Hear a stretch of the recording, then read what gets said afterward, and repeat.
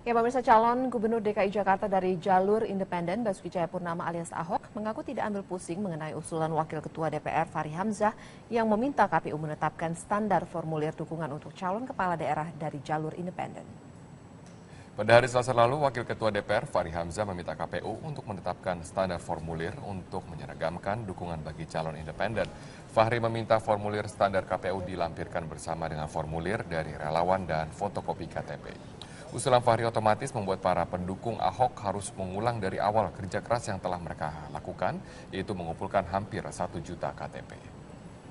Meski demikian, Ahok menanggapi santai usulan tersebut, bahkan mempersilahkan Fachri untuk maju memperebutkan kursi Gubernur DKI Jakarta. Ya nggak apa-apa lah, dia juga wakil ketua DPR independen kok, nggak ada partai kan dia. Jadi Fachri Hamzah tuh sama saya tuh dia cuma merasa saingan aja. Jangan independen, jangan dia doang dong, masa gua juga independen. Kalau dia kan wakil ketua DPR independen. Jadi Fachri Hamzah paling hebat di Indonesia, anggota DPR independen. Nggak ada di undang-undang loh, kalau calon independen ada dalam undang-undang loh. Nah, jadi sebenarnya dia lebih inovatif, lebih hebat daripada saya. Makanya dia jangan saingan. Undang-Undang Pilkada pasal 48 yang mengatur verifikasi faktual bagi dukungan calon independen dinilai memberatkan. Gubernur DKI Basuki Cahayapurnama atau Ahok yang kembali maju lewat jalur independen mengaku tidak masalah dengan pasal tersebut. Namun Ahok tak bisa menutupi kegusarannya karena merasa dipersulit langkahnya menuju Pilkada tahun depan. Dan berikut kutipan pernyataan Ahok.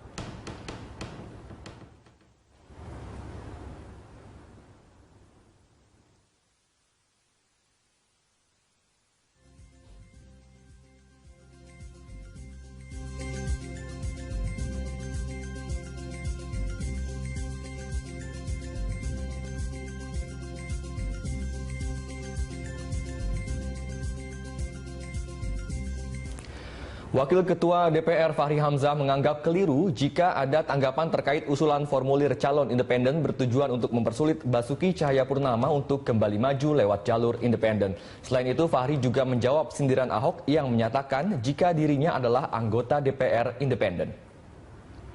Sebenarnya Pak Ahok keliru dia, ya. Jadi dia menganggap kita mempersulit. Ini Pak Ahok dan Pak Surya Paloh nih ya, kita menganggap mempersulit Pak Ahok. Padahal maksudnya itu kita harus menghormati pelembagaan demokrasi dalam partai politik dan juga calon independen. Dan Pak Ahok salah lagi kalau dia mengatakan saya anggota DPR independen. Memang tidak ada sistem itu. Saya telah dimenangkan permohonannya dalam provisi, sehingga saya sekarang itu adalah anggota PKS, by law itu. Bahkan kalau kita melihat keputusan nomor 3 yang mengatakan PKS dan DPR tidak boleh membuat peraturan apapun yang membuat posisi saya berubah. Maka dari perspektif itu, saya lebih kuat dari semua anggota DPR posisinya. Karena pengadilan meminta supaya Pemirsa, Gubernur DKI Jakarta Basuki Cahayapurnama mengaku sudah mendapat jaminan dari Ketua Umum PDI Perjuangan Megawati Soekarnoputri untuk mendukungnya di Pilkada DKI 2017 mendatang. Partai lain yang mengindikasikan mendukungnya adalah Partai Golkar. Gubernur DKI Jakarta Basuki Cahayapurnama optimistis akan mendapat dukungan dari PDI Perjuangan pada Pilkada DKI 2017. Ahok mengaku sudah mendapat jaminan dukungan itu langsung dari Ketua Umum PDI Perjuangan Megawati Soekarnoputri. Saya dari dulu mau dapat tiket kok. Ibu Mega pasti kasih, kalau asal masyarakat surveinya mau dukung saya gitu loh. Dukungan juga datang dari Partai Golkar. Meski belum ada pernyataan resmi, namun menurut Ahok, para pengurus Golkar sudah menyatakan mendukungnya. Teman-teman di Golkar, yang pasti pengurus yang baru ini rata-rata teman dekat.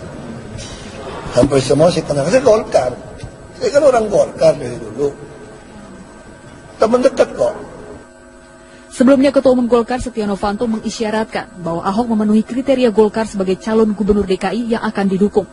Ya, sosok Ahok karena dulu pernah di DPR, saya melihat bahwa Ini Ahok itu selalu menjalankan sesuatunya itu dengan sesuatu terobosan-terobosan yang benar. Yang terbaik, ya tentu itu yang saya pilih.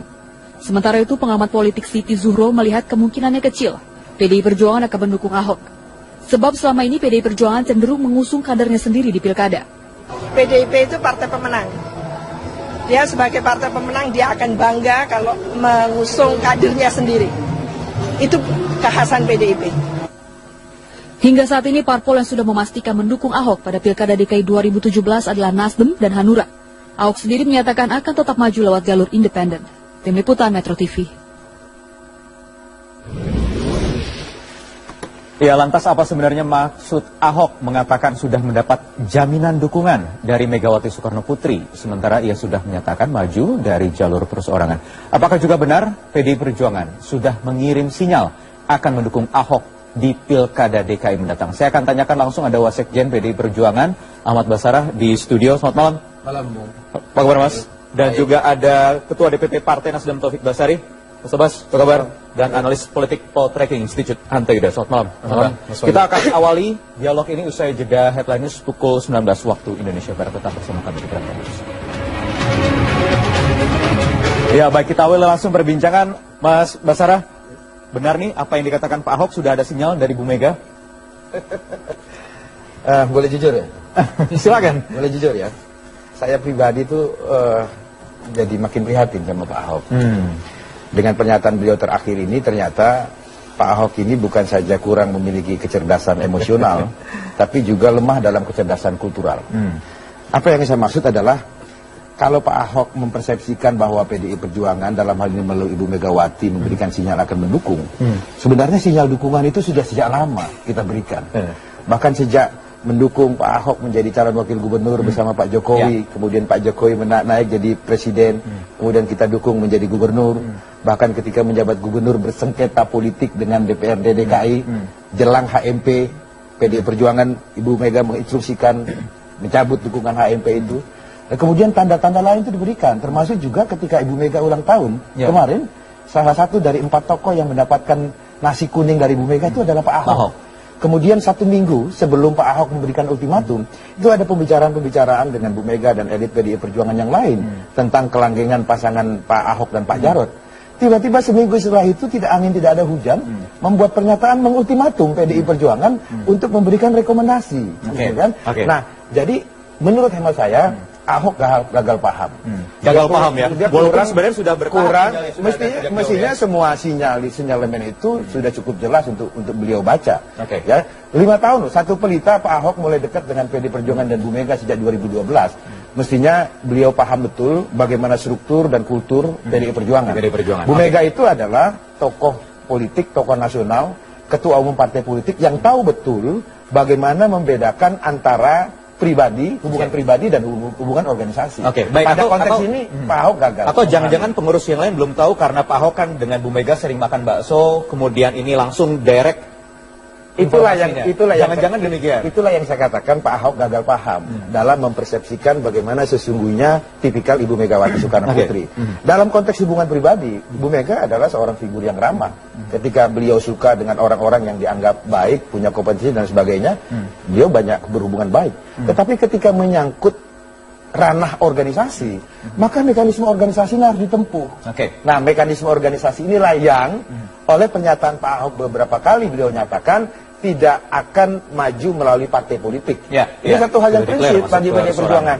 Saya garanti 100% kalau PDI Perjuangan disuruh mendukung Pak Ahok dalam kapasitasnya memilih jalur perseorangan, garansi saya 100% PDI Perjuangan tidak akan memilih itu. Karena mazhabnya jelas berbeda. Ini mazhab individualisme, calon perseorangan, PDI Perjuangan, partai politik mazhabnya gotong royong. Jadi apa kira-kira Mas Hanta maksud Pak Ahok sebut sudah dapat kode lagi, sinyalmen dari jaminan dari Bu Mega? PDIP dan Pak Ahok ini sepertinya benci tapi rindu. Jadi sebenarnya sudah cocok, cuma mekanismenya. Sebenarnya substansial soal teknisnya belum sepakat. Kalau saya membacanya begini, PDI Perjuangan ada 2 kemungkinan ya sebelum ke Pak Ahoknya. Saya menyampaikan di diskusi di sini juga dengan Pak Bambang Deha, dugaan saya PDI Perjuangan akan menggunakan kalkulasi politik realistis atau dengan konsekuensi nanti PD Perjuangan akan dinilai menjalankan politik zigzag. Dia kadang mendekat, kadang menjauh, kadang maju, kadang mundur. Ujungnya seperti apa kan belum tahu.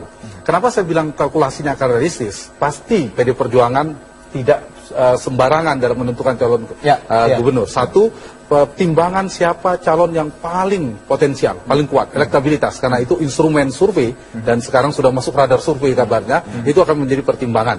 Catatan yang kedua adalah relasi politik antara tokoh sentral, veto player di partai politik, katakanlah ini PD Perjuangan ada Ibu Mega, dengan Pak Ahok itu tidak problematik. Jadi tidak ada misalnya dengan Pak SBY misalnya agak sulit, tetapi dengan Pak Ahok tidak. Yang ketiga ada irisan antara konstituen PD Perjuangan dengan basis pendukung Ahok. Jadi ada kemungkinan. Tetapi risikonya itu tadi. Namun di sisi yang lain bisa juga kita melihatnya PD Perjuangan akan konsisten. Ini kan kacamata publik. Konsisten sejak awal kemungkinan tidak mendukung Ahok. Ujungnya PD Perjuangan tidak mendukung Ahok. Kenapa saya masih membuka celah curiga? Karena PD Perjuangan menggunakan dua jalur. Ada jalur DPD yang sudah ditutup, kemudian ada jalur lain yang masih dibuka. Namanya DPP atau hak prerogatif ketua umum. Nah, artinya masih ada peluang Pak Ahok. Kecuali tadi sudah ditutup semuanya, berarti jadi artinya ini keduanya saling memanfaatkan peluang yang masih terbuka. Soal tadi kalau saya tangkap dari Mas Ahmad Basara tadi, ini apakah Ahok mau datang ke PD Perjuangan mendaftarkan, lalu sebenarnya hanya problem itu, atau sebaliknya ini soal gengsi politik sepertinya. Kemudian Pak Ahoknya sebaliknya, kalau gitu PD Perjuangan yang juga mendekat ke Pak Ahoknya. Jadi ini semacam saling mengirim pesan, sinyal, ultimatum secara halus seperti benci tapi rindu. Tapi rindu ya. Nah, sepertinya itu yang sedang sedang berputar dalam relasi ini. Cuma itu konsekuensinya. Kalau ujungnya PD Perjuangan mendukung Pak Ahok juga dengan kalkulasi politik yang realistis tadi, kesannya memang PD Perjuangan akhirnya tidak terlalu konsisten karena terlalu menukik. Tiba-tiba mendukung Ahok juga, anti klimaks di publik. Ujung-ujungnya Ahok juga gitu. Kami menyadari bahwa politik itu dinamis. Kompleksitas permasalahan Ahok dengan PDI Perjuangan sebenarnya ini kan hubungan kausalitas saja. Ada aksi, ada reaksi. Yang beraksi awal itu adalah Pak Ahok. Dengan dinamika hari ini, saya kira kalaulah peluang dinamika itu ada seperti yang Bung Hatta katakan, dan memang secara teoritis sesuai dengan mekanisme kepartaian masih ada lewat jalur DPP partai ataupun ketua umum. Tetapi setidak-tidaknya menurut hemat saya ada 3 syarat yang menjadi bahan evaluasi kami. Pertama, kami akan melihat bagaimana dinamika hukum kasus reklamasi dan sumber waras. Karena tidak mungkin kita mengeluarkan rekomendasi kepada seorang yang tiba-tiba menjadi tersangka. Kemudian yang kedua, tidak mungkin juga kita mendukung calon termasuk Pak Ahok ini yang tidak mendaftar lewat PDI Perjuangan dan itu mekanisme. Maka itu mekanisme verifikasi, penyaringan dan kemudian penetapan. Kemudian yang ketiga, tidak mungkin juga menurut hemat kami karena Ahok itu bukan kader PDI Perjuangan, maka calon wakil gubernurnya bukan dari PDI Perjuangan sebagaimana yang sekarang dipilih oleh Pak Ahok. 3 variabel ini saya kira menjadi pertimbangan PDI Perjuangan saat ini. Kecuali akhirnya dengan asumsi bahwa dengan asumsi bahwa politik itu dinamis seperti yang Pak Mas Hanta katakan. Tentu dinamis dan ini juga harus diantisipasi karena sudah ada Partai Nasdem sudah siap mendukung bersama Hanura Ahok melalui jalur perseorangan. Sebenarnya Nasdem tetap berharap tidak sih ada partai lain ikut bergabung mendukung atau mungkin mengusung Ahok? Ya kalau menurut kami semakin banyak partai politik yang mendukung Ahok semakin baik. Ya, termasuk juga kalau misalnya PDI Perjuangan mau bergabung di dalam gerbong dukungan kepada Ahok tentu juga semakin baik. Karena semakin besar peluang untuk meraih kemenangan. Dan Nasdem sendiri tidak mau memonopoli Ahok, bahwa Ahok ini hanya untuk Nasdem, tidak. Ahok ini milik masyarakat Jakarta. Bahkan orang Bekasi, orang Tangerang pun juga ingin memiliki Ahok. Cuman sayang KTP-nya bukan Monas gitu. Partai Nasdem duluan yang mendukung. Ya itulah, tapi yang jelas begini. Buat kami kalau PDIP mau bergabung ya untuk mendukung Ahok itu bagus. Kalau tidak pun juga tidak apa-apa. Tapi yang jelas ya kita sekarang jalurnya sudah mulai dijalani oleh Ahok ya menuju calon independen.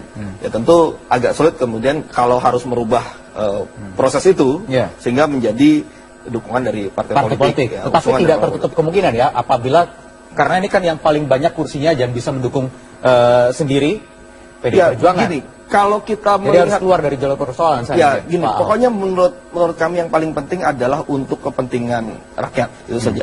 Mana yang terbaik buat rakyat, itu yang akan kita ambil. Nah, ini yang menurut saya juga harus dipikirkan oleh kita semua, termasuk orang-orang di partai politik. Ya, bagaimana kita ingin mewujudkan Jakarta yang bersih, Jakarta yang maju, Jakarta yang bermartabat dan sebagainya itu. ya kita bisa tadi dikatakan ya gotong royong juga bisa ya untuk supaya bagaimana pilkada di 2017 ini menghasilkan pimpinan yang benar-benar kita harapkan. Nah jadi tidak ada masalah ya, apalagi juga tadi dikatakan ya politik ini dinamis. Kita masih banyak kemungkinan yang terjadi dalam beberapa waktu ke depan ini. Supaya pilkada cepat selesai, kalau analisis publik lainnya menyusul pernyataan Pak Ahok yang kabarnya sudah mendapat jaminan dari Bu Megawati Soekarno Putri. Tetapi kedepannya adalah PDIP juga sudah menyerahkan sejumlah 32 orang 32 pendaftar. Yang saat ini bagaimana kira-kira progresnya, termasuk kemungkinan ada Bu Risma. Saya ingin update perkembangannya sesaat lagi usai jeda di Prime News.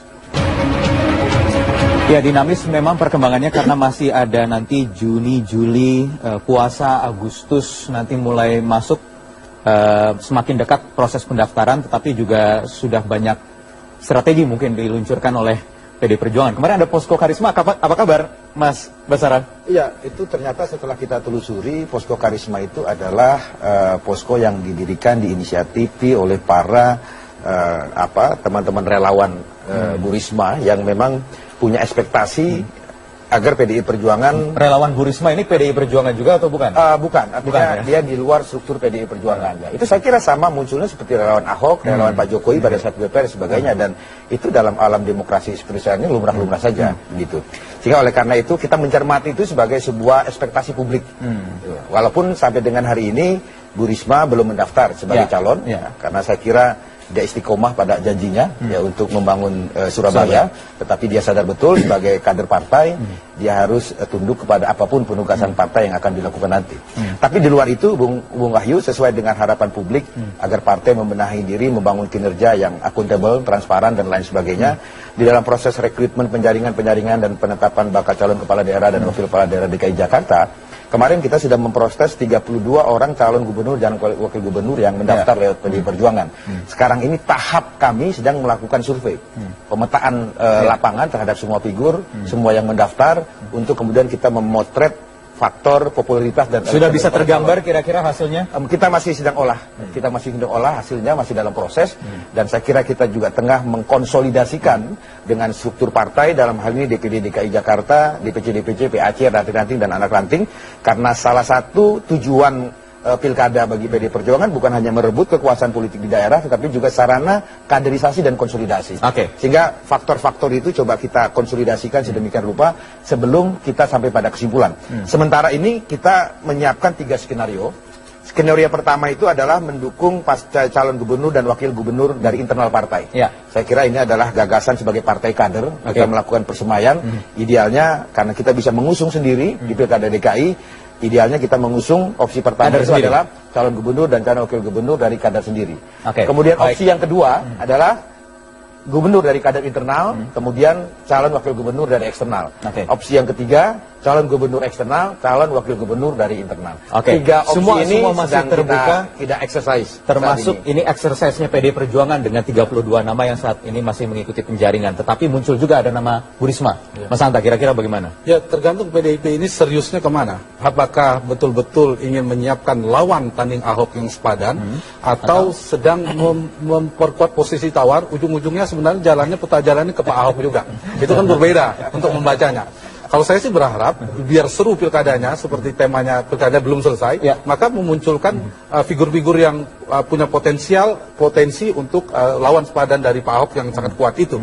Misalnya tadi pertanyaan Mas Wahyu soal Risma, saya katakan, ya kalau ingin memunculkan figur, harus figur-figur yang memiliki kekuatan elektoral, kekuatan figur yang mirip dengan postur elektoral yang dimiliki oleh Pak Ahok. Karena itu figur-figur kepala daerah berprestasi menurut saya layak untuk dipertimbangkan, untuk dimunculkan. Tetapi makin lama memunculkan, ruangnya semakin sempit, semakin tidak ada keseluruhan untuk memunculkan. Nah, mungkin ada kalkulasi realistis tadi PD Perjuangan untuk memunculkan. Nanti kalau dimunculkan, dicoba-coba untuk melihat sepadan, tetapi tidak muncul figur yang kuat, tidak ada pilihan bagi PDIP, akhirnya harus dukung Pak Ahok juga. Misalnya surveinya ternyata Pak Ahok juga yang nomor 1. Yang kedua, nanti banyak pertaruhan. Ini kan pertaruhan bagi PD Perjuangan yang memegang kursi legislatif di DPRD. Tidak mau di 2019 punya imbas ketika kalah di eksekutif terhadap legislatifnya. Karena itu banyak yang akan dipertaruhkan. Posisi Bu Risma lagi, terutama akan layu sebelum berkembang. Padahal orangnya orang baik, potensial dan masih panjang. Yang kedua, Jatimnya bisa terlewat peluangnya kalau kalah di pilkada. Jadi memang benar-benar harus berpacu. Jadi berpacu dihitung betul. Tapi di sisi yang lain, PD Perjuangan menurut saya juga mempertimbangkan begitu gengsi politik Gubernur DKI ini.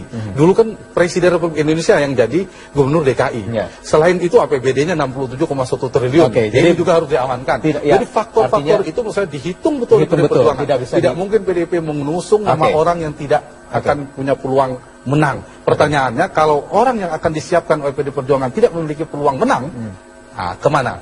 Itu tadi sebenarnya. Jadi Pak Ahok sedang menyiapkan pintu atau sedang serius betul menyiapkan lawan tanding Ahok. Benar-benar Risma. Kalau memang benar-benar menyiapkan lawan tanding Ahok, bagaimana Nasdem menghadapi Bu Risma taruhlah? Menurut saya saat ini Pak Ahok siap untuk menghadapi siapapun. Apalagi dengan hasil survei yang sekarang menunjukkan bahwa masih jauh ya Pak Ahok di atas lawan-lawan yang beredar.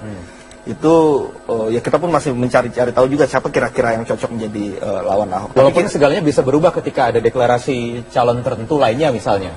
Betul. Elektabilitas langsung meningkat ketika deklarasi dilangsungkan. Betul, bisa, semuanya masih bisa berubah ya. Tapi juga untuk Pak Ahok ini kan juga terus bergerak ya. Pendukungnya juga terus bergerak dan sebagainya. Yang saya pikir juga ya kita bisa kok mempertahankan posisi elektabilitas Pak Ahok yang terus bertahan di nomor 1 dan cukup tinggi. Ya, apalagi juga meskipun diserang sana sini, difitnah sana sini, toh juga tidak mengurangi hasil elektabilitas dari survei-survei yang ada. Jadi kami cukup yakin bahwa Pak Ahok cukup mulus jalannya ke depan. Kita pun juga ingin segera tahu siapa yang akan menjadi lawannya Pak Ahok. Jadi paling tidak tetap istiqomah di jalur perseorangan. Ya sejauh ini kalau sudah berjalan, tentu tidak mungkin kita tinggalkan begitu saja. Ini tahapannya menurut saya sudah benar kok. Apa yang dijalani oleh Pak Ahok, dengan teman Ahok, dengan relawannya, dengan Nasdem, dengan Hanura, sudah on the right track. Tapi jalur partai pun sudah cukup. Karena itu sebenarnya Pak Ahok tidak begitu bergantung di PD Perjuangan. Dengan Hanura 10 kursi, Nasdem 5 ditambah Golkar kabarnya akan mendukung juga 5 kursi. Itu ada 21. Dan hadirnya PDIP sebenarnya variabelnya tidak menjadi penentu lagi. Itu yang harus dihitung oleh PDIP. Pernyataan Pak Ahok 2 hari lalu ya bahwa dia masih mempropagandakan pernyataan seolah-olah Ibu Mega memberikan dukungan kepada Pak Ahok untuk maju di dalam Pilgub DKI. Padahal tadi tiket calon perseorangan sesuai dengan jalur istiqomah yang diambil itu ditambah Hanura dan Nasdem dan katanya Golkar, mestinya dia sudah merasa cukup nyaman untuk tidak dibacanya lebih positif, untuk tidak membuat memfight accompli tiba-tiba PDI Perjuangan mendukung beri jaminan. Kalau saya melihatnya lebih dari kacamata positif ya, bahwa Pak Ahok juga sayang juga sama PDIP. Gitu. Juga berharap masih rindu. Nah itu dia. Jadi masih berharap berangkulan dan sebagainya. Jadi kalau yang saya katakan PDIP secara positif juga. Apa namanya keprihatinan saya sama Pak Ahok. Beliau gagal paham untuk memahami culture-nya PDI Perjuangan. Boleh kasih catatan sedikit. Jangan terlalu jauh memberi jarak antara Ahok dan PDI Perjuangan. Jangan sampai anti klimaks. Ternyata ujung-ujungnya kerasnya PDI Perjuangan. Ujungnya dukung Pak Ahok juga. Jadi cukup menukik. Tikungannya terlalu tajam. Baik. Kalau misalnya akan ada peluang, menurut saya agak di tengah sedikit. Baik, kita lihat